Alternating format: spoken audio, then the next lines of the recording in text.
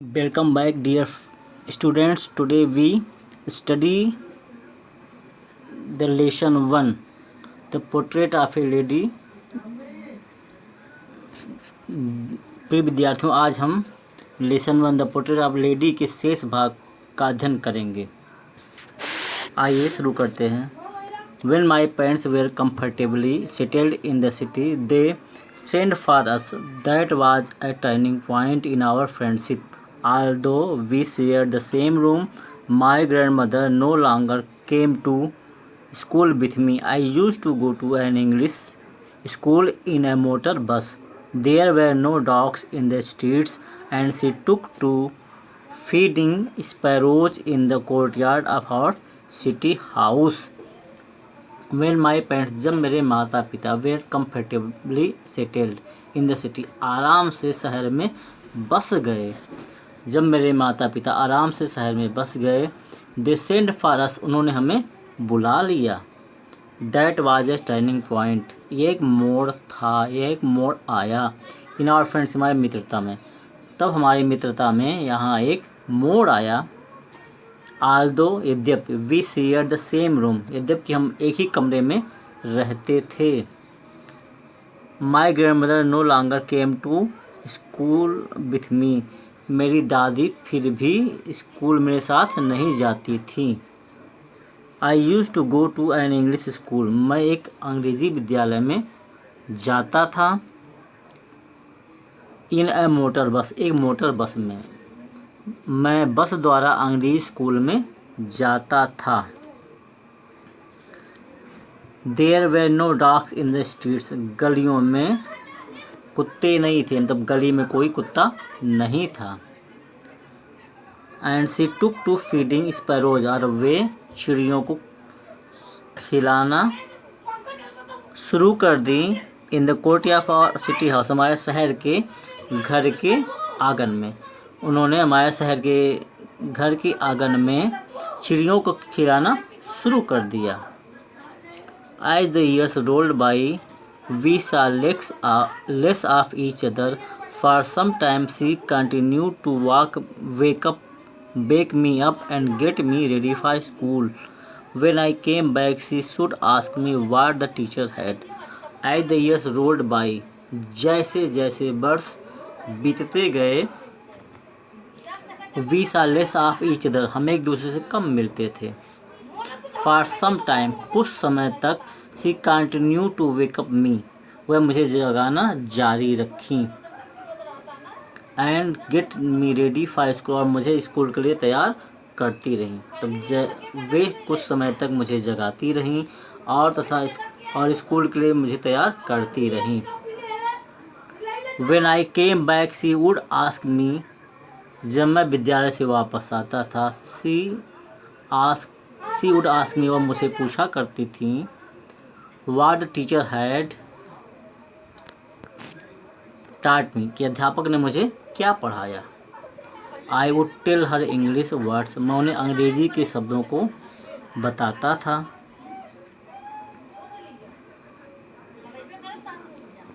And little things of western science, और कुछ पश्चिमी ज्ञान के बारे में। And learning the law of gravity, और गुरुत्वाकर्षण के बारे में, गुरुत्व के नियम के बारे में। आर्किमिडीज प्रिंसिपल, आर्किमिडीज के सिद्धांत के बारे में। And the world being round, और ये जो संसार है वो गोल है, इसके बारे में मैं उन्हें बताता था। जब मैं वापस आता था तो मुझसे पूछती थी, अध्यापक ने मुझे क्या पढ़ाया। मैं उन्हें अंग्रेजी के शब्द तथा पश्चिमी विज्ञान के बारे में, गुरुत्व के नियम के बारे में, आर्किमिडीज का सिद्धांत तथा पृथ्वी के गोल होने के बारे में बताता था। दिस मेड हर अनहैप्पी, इससे वो दुखी हो जाती थी। She could not help me with my lessons, वह मेरे पाठों में कोई सहायता नहीं कर सकती थी। She did not believe in the things they taught at the English school and was distressed that there was no teaching about God and the scriptures.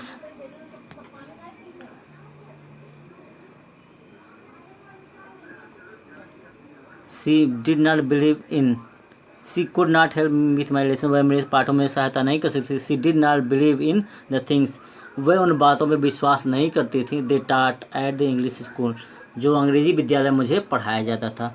मुझे अंग्रेज़ी स्कूल में जो बातें पढ़ाया जाता था वह उस पर विश्वास नहीं करती थी।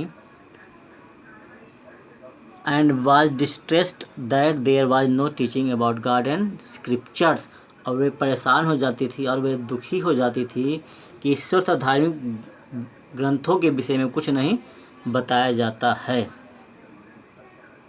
One day I announced that we were being given music lessons, एक दिन मैंने घोषणा किया कि हमें संगीत सिखाया जा रहा है। एक दिन मैंने आकर बताया कि मुझे संगीत सिखाया जा रहा है। सी वाज वेरी डिस्टर्ब्ड, वह बहुत परेशान हो गई। It was the monopoly of harlots and beggars and not meant for gentle folk. It was the monopoly, उनके अनुसार संगीत का संबंध अशोभनीय चीज़ों से था। यह भिखारियों और वेश्याओं पर इसका एकाधिकार था तथा भले लोगों से इसका कोई मतलब नहीं है। सी सेड नथिंग, उन्होंने कुछ नहीं कहा। But her silence mean disapproval, लेकिन उनके चुप रहने का मतलब नाराज़गी था। She really talk to me after that, और इसके बाद वह मुझसे कभी कभी ही बोलती थी, वह मुझसे मुश्किल से ही बात करती थी। आइए नेक्स्ट पैसेज को देखते हैं। When I went up to university, I was given a room of my own. The common link of friendship was snapped.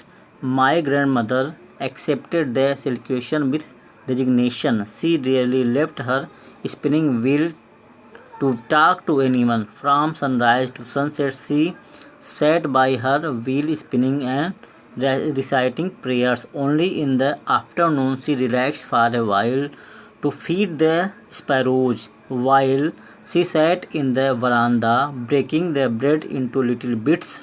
Hundreds of little birds collected round her, creating a veritable bedlam of chirpings.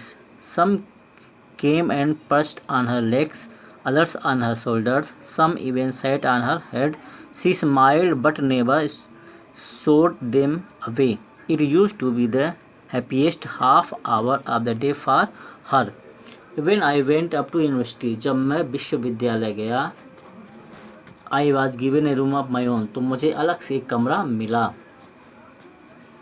The common link of friendship, मित्रता का ये सामान कड़ी वह snap टूट गई। हमारी जो साझी कड़ी थी मित्रता थी कि वह टूट गई थी। माई ग्रैंड मदर, मेरी दादी, एक्सेप्टेड, स्वीकार कर ली, हर सेक्रिफिकेशन, अपने एकांतवास को, विथ रेजिग्नेशन, शांत भाव से, सहज भाव से। मेरी दादी ने अपने एकांतवास को शांत भाव से स्वीकार कर लिया। She rarely left her spinning wheel, वह मुश्किल से अपने चरखे को छोड़ती थी। टू टॉक टू एनीवन, किसी से बात करने के लिए, वह किसी से बात करने के लिए अपने चरखे को नहीं छोड़ती थी। फ्रॉम सनराइज टू सनसेट, सूर्योदय से लेकर सूर्यास्त तक। She said by her wheel spinning, वह अपने चरखे के पास बैठी रहती थी। एंड रिसाइटिंग प्रेयर्स, और प्रार्थना और भजन को गाती रहती थी। ओनली इन द आफ्टरनून, केवल दोपहर के बाद, मतलब तीसरे पहर में। शी रिलैक्स्ड, वह कुछ आराम करती थी।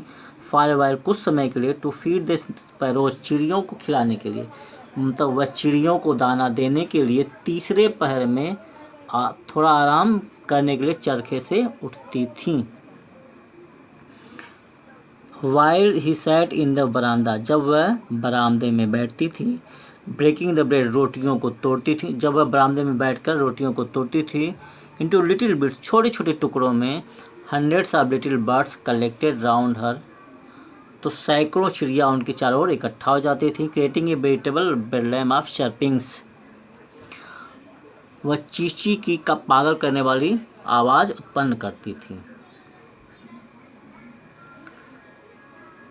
जब वे बरामदे में बैठकर रोटी के छोटे छोटे टुकड़ों को तोड़ती थी तो सैकड़ों छोटी छोटी चिड़िया उनके चारों ओर इकट्ठा जाती थी तथा चीख चीख करके पागल बना देती थी।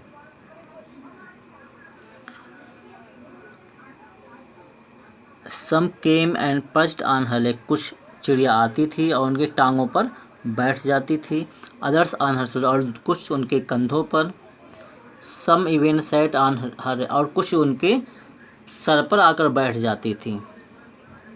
कुछ आकर उनकी टांगों पर, कुछ दूसरी उनके कंधों पर बैठ जाती थी और कुछ उनके सर पर भी बैठ जाती थी। She smiled but never shooed them away, वे मुस्कुराती थी लेकिन उन्हें भगाती नहीं थी। It used to be the happiest half hour of the day for her, और ये आधा घंटा उनके पूरे दिन में सबसे अधिक खुशी का समय होता था। आइए अगले पैसेज को देखते हैं। When I decided to go to abroad for further studies, I was sure my grandmother would be upset. I would be away for 5 years, and at her age Aunt could never tell, but my grandmother could. She was not even sentimental. She came to leave me at the railway station, but did not talk or show any emotion. Her lips moved in prayer. Her mind was lost in prayer. Her fingers were busy telling the beads of her rosary. Silently she kissed my forehead, and when I left I cherished the moist imprint as perhaps at last sign of physical contact between us. When I decided, जब मैंने निश्चय किया, to go to abroad, विदेश जाने के लिए, for further study, आगे के अध्ययन के लिए, जब मैंने आगे की पढ़ाई के लिए विदेश जाने का निश्चय किया, आई वॉज श्योर, तो मुझे विश्वास था, my grandmother would be upset, मेरी दादी बेचैन हो जाएंगी। I would be away for 5 years, मुझे 5 वर्ष तक दूर रहना था। And at her age one could never tell, और उनकी आयु और उनके बारे में कोई विश्वास के साथ कुछ नहीं कह सकता था। बट माई ग्रैंडमदर कुड, लेकिन मेरी दादी ने ऐसा किया, लेकिन मेरी दादी को विश्वास था। She was not even sentimental, वे भावुक भी नहीं हुई। She came to leave at me at the railway station, वह मुझे छोड़ने के लिए रेलवे स्टेशन आई। But did not talk or show my any emotion, लेकिन उन्होंने मुझसे ना तो कोई बात की और ना ही कोई भावना दिखाई। Her fingers were busy telling the beads of her rosary, उनके होठ प्रार्थना करते हुए हिलते रहे और उनका जो मस्तिष्क था वो प्रार्थना में खोया हुआ था। Silently her fingers were busy telling the beads of her rosary, और उनकी उंगलियां अपनी माला फेरने में व्यस्त थीं। Silently she kissed my forehead, और उन्होंने चुपचाप मेरे माथा को चूम लिया। And when I left I cherished the most imprint as perhaps the last sign of physical contact between us, जब मैं चला तो मैंने उनकी गीली छाप को अपने शारीरिक संपर्क की अंतिम मूल्यवान निशानी समझकर आपसे अपने मन में मैंने संभाले रखा। इसके जो शेष भाग है उसको हम अब अगले पार्ट में पढ़ेंगे। थैंक्स।